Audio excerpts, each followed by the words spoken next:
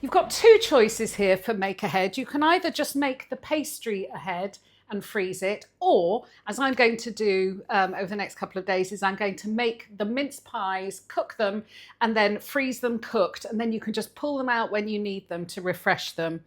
I've got 500 grams of plain flour that I've sifted into a bowl. I'm going to add 175 grams of caster sugar. You could do it the old-fashioned way when you put the butter in and make the pastry with your hands, but frankly, I'm lazy.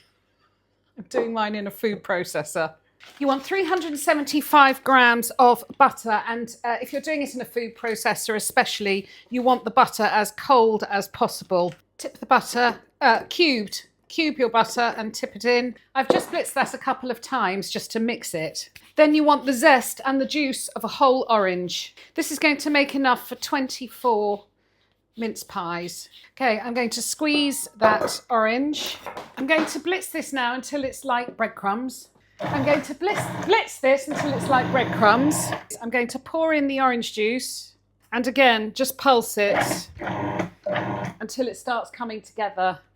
Please don't judge on my pastry making skills. So I'm just bringing it together in smaller pieces. That's one bit. I'm going to wrap these in some paper and leave them in the fridge for at least a couple of hours, or for me, I'm going to leave them until tomorrow.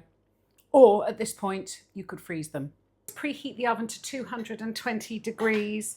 Butter a mince pie tin.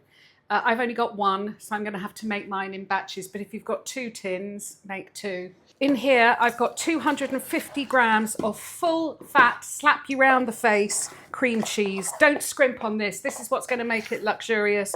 It's mixed with 50 grams of caster sugar. Set that aside. Lightly flour your rolling out surface and start to roll out your pastry. I'm not going to give you measurements for rings because I hold my ring over the hole, and as long as it covers the whole of the edge, that's what I'm going to use for my base. And then I will use a slightly smaller one for the lid. I don't want this too thin, so I'm going to start punching these out. I quite like this pastry. Is so beautiful. I do like my pastry quite thick. You can see. Next job is to fill them. Obviously, if you've made your own mincemeat, all the better. I tend to buy my mincemeat quite early in the season because I quite often find that they sell out of the good stuff as it gets closer to Christmas. I'm using the M&S collection brandy and clementine mincemeat. Smells absolutely gorgeous. So you want to put about a teaspoon into the middle of each. I've got my hair clipped back because there was a comment. I did block her. Because it wasn't given in a nice way, a constructive way, just saying how disgusting I was to keep touching my hair, even though on that particular film I wasn't touching my hair, but I know I'm guilty of it, but I am not in a commercial kitchen. However, I worried that I'm setting a bad example. I'm not listening to the haters, don't worry. I'm just trying to... Next thing to go on is a little blob. That's glorious cream cheese. And that will melt in as they cook and add the most incredible richness. Luxe. I can't believe it. I used to make hundreds of these I think it's about 20 years ago when I lived in Buckinghamshire.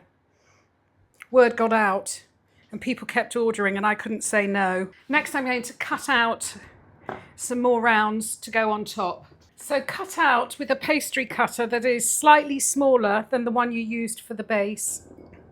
Some more circles, water on the bottom, and just pop those on the top. Any pastry that's left over now, once you've made your 24, if you've got pastry left over, freeze it. And if you have any of that cream cheese mixture, freeze that too. That's what I'm going to do. Paint the tops with cold milk. Oh, I should have said, make sure they're all pressed down. Oops, sorry, I should have said that. Just press them down. And then lastly, with a sharp knife, just make a little hole in the middle. And these will go in the oven at 220 degrees for about 15 minutes.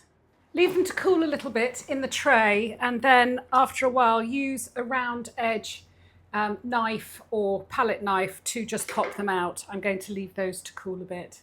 Finish with a lovely sprinkle when they're completely cold of icing sugar. Absolutely beautiful. Shall I have one?